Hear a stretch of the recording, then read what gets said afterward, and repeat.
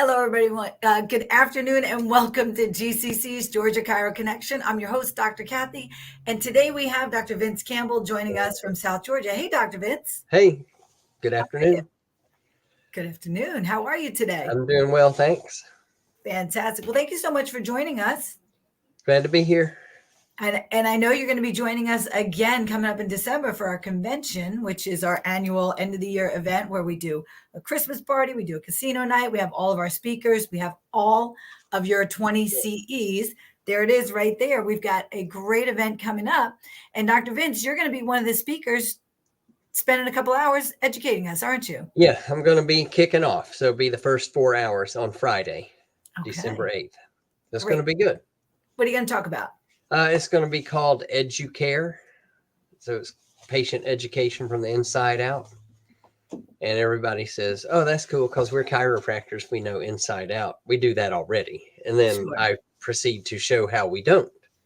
And that we actually are educating our patients wrong or have the wrong idea about educating patients. And that's why it seems so difficult. So we're going to talk about that, the nature of real education and how to make it, more in line with what we do with patients. I'm glad to hear you that that's your topic because so many times we think as chiropractors that we're doing a great job educating our patients. Yeah. And then all of a sudden we realize our patients don't exactly get what it is that we do or why we do it. Mm-hmm.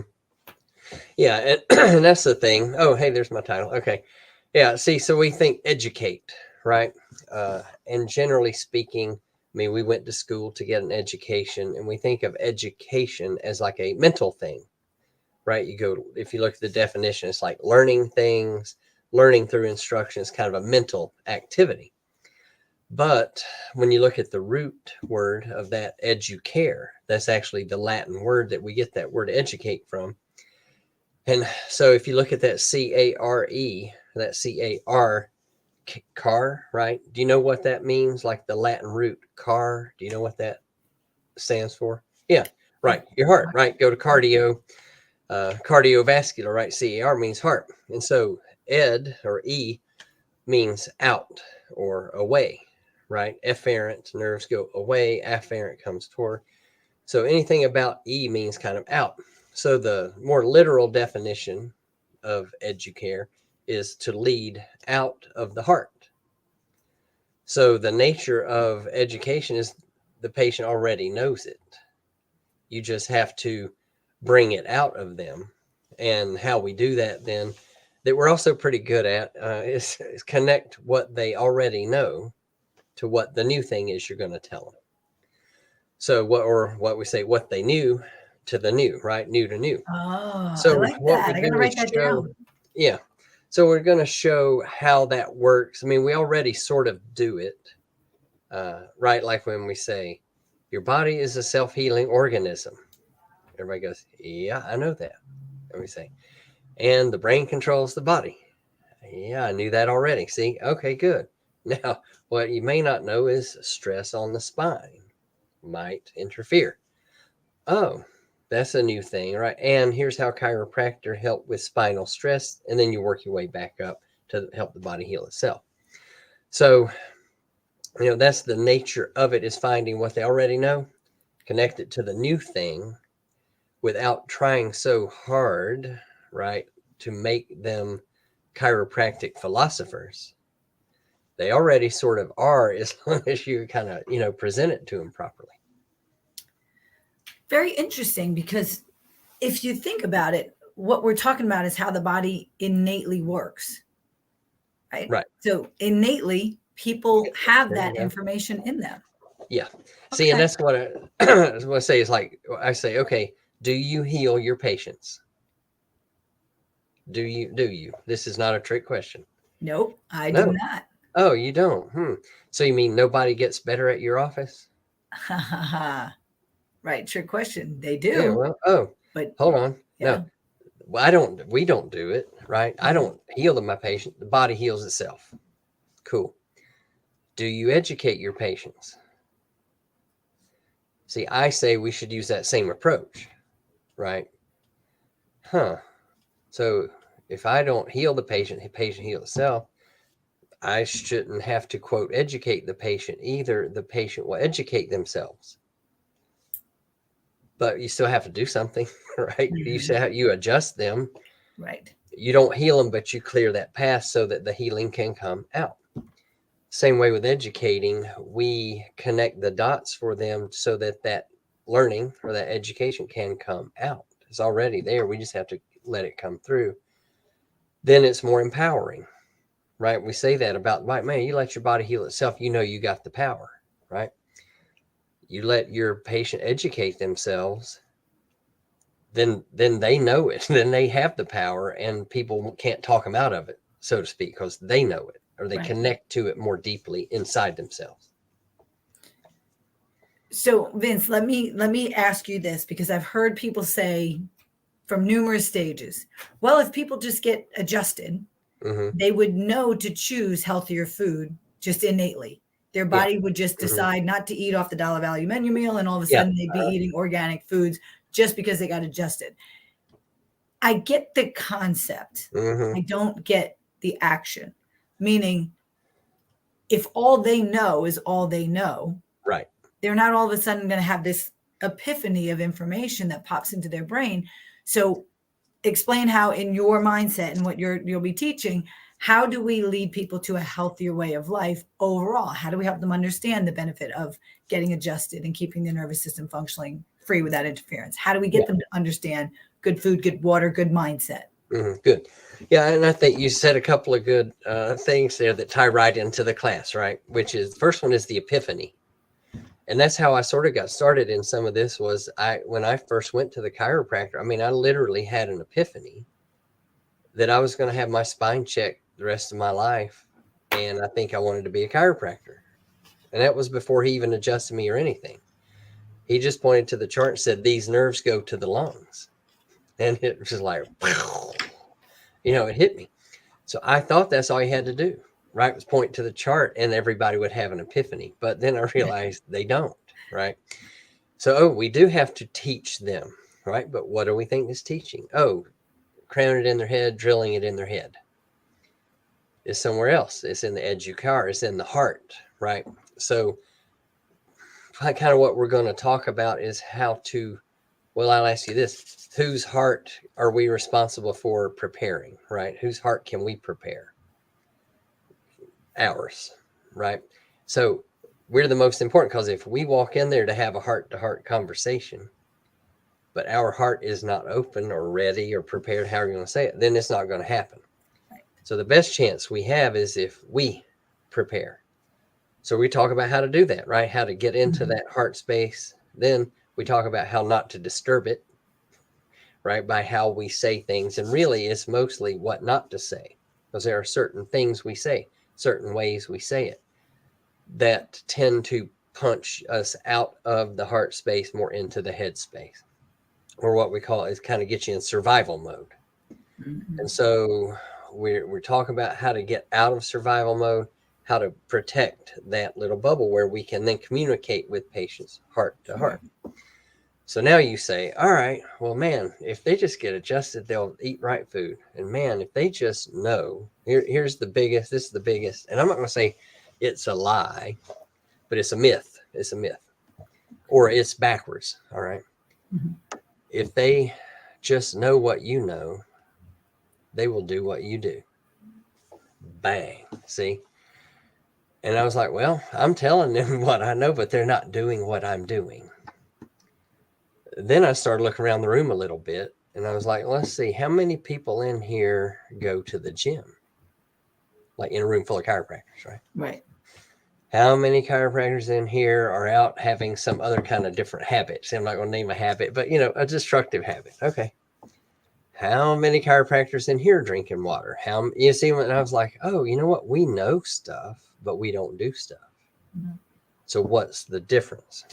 And this is the big punchline, right? And so this is the short circuit of the class, but you still need to come to the seminar. But see, really, this should be where we start the talk, but we have to start talking about education first. And what does education mean? Because if we go forward with our old thought process of education and try to do this, it's going to get messed up because you're starting at the wrong point. Main thing is that they will do what you do and whatnot if they value what you value. Good point. So there's always something right in the middle of it is called a value, right? And so it can be a more conceptual value, like family values, right? Or legit value. Am I sinking?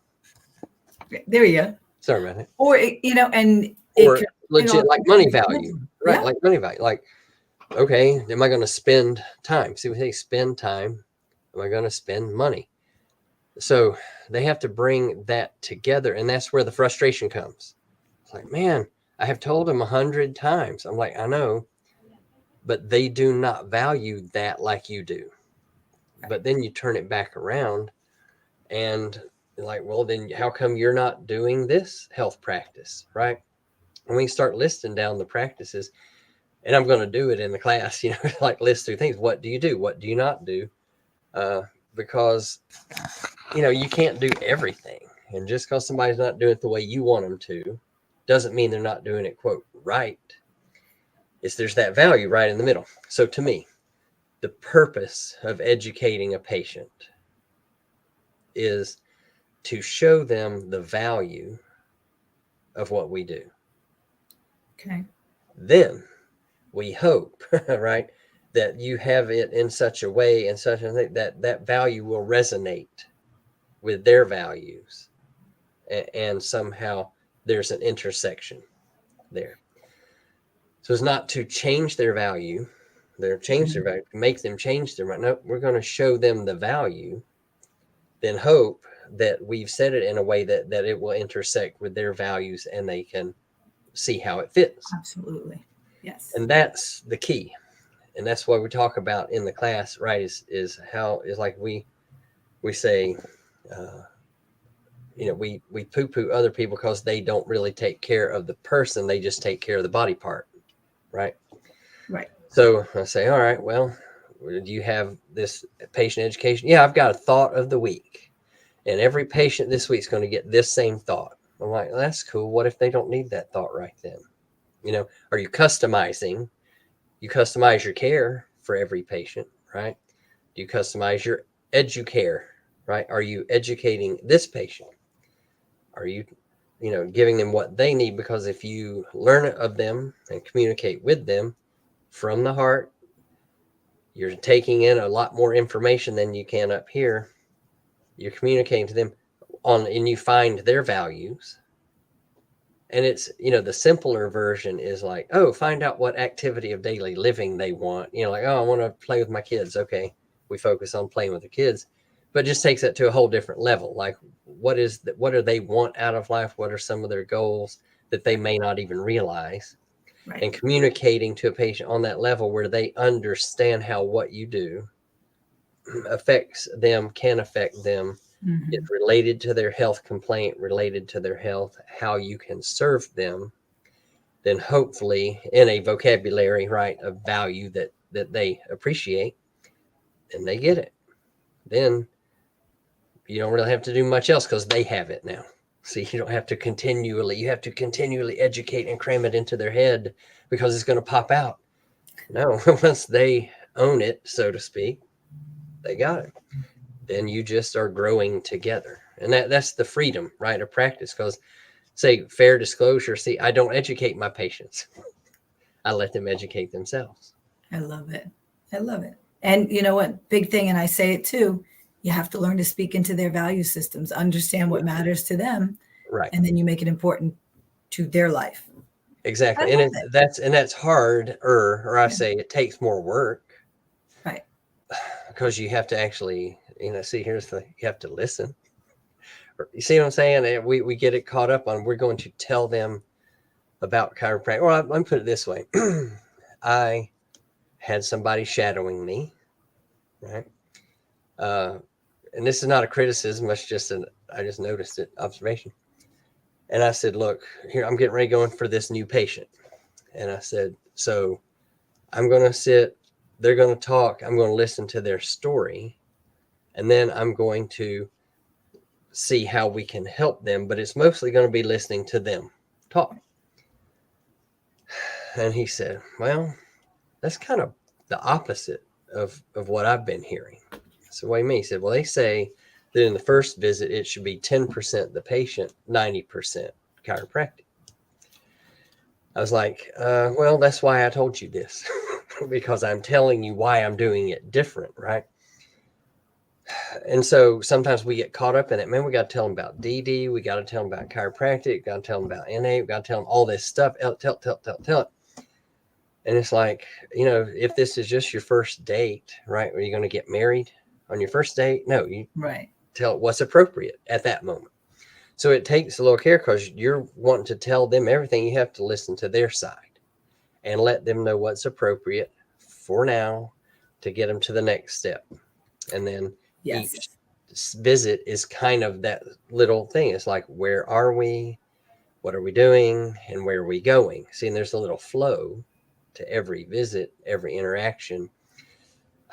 And at first it seems like it takes more energy to manage, but really is easy because you're really just with this patient, blessing them with what they need right then, and then on to the next one. Kind of reminds me of that saying, people don't care how much you know till they know how much you care. So really putting it in perspective. So listen, I want to remind everybody, when are you going to be speaking at convention? Okay, December 8th, which I guess is a Friday, not 2 days, but a week from Friday. Starts at 2. So I'll be kicking off at 2, go 2 to 6, and then we'll have 1 hour more of philosophy, and then have the night off till Saturday morning. Fantastic. So I think we're going to put back up that infographic for you. This way we can remind everybody that we do have our full 20 CEs coming up next weekend, not this weekend, but next weekend, December 8th, 9th, and 10th at the Atlanta Marriott Northwest. That's the one down there by the Battery. If you've been to DE, it's the same hotel. We've been there many times with GCC. You can get all 20 CEs in person. You can get some online if you are still able to get some online. Remember, in Georgia, you have to get 20 hours every year, not 40 hours per renewal. You need your full 20 hours every year. You can get all the information at our website, georgiachiropractic.org, where you will also find out information about Saturday's casino night. But before I let everybody go, let me just remind you that we do have the Dr. Tim Langley Scholarship Fund. That is a $1,000 scholarship to one student. So students, if you're watching this, the application deadline is December 4th. It's coming up next week. So go on our website, georgiachiropractic.org, get all the details about this. Docs, if you want to donate to the Dr. Tim Langley Scholarship Fund, please do so on our website. Do not miss out on this scholarship. That is $1,000 students for you to use for your education and your time here at school. So with that being said, Dr. Vince, I want to thank you so much for joining us today. All right. Thanks. Glad to be here. I'll be here next Friday. We'll be ready to roll. Look forward to seeing you in person. Look forward to seeing everybody in person next weekend for our annual convention. Have a great day. Bye-bye. Thank you. Bye.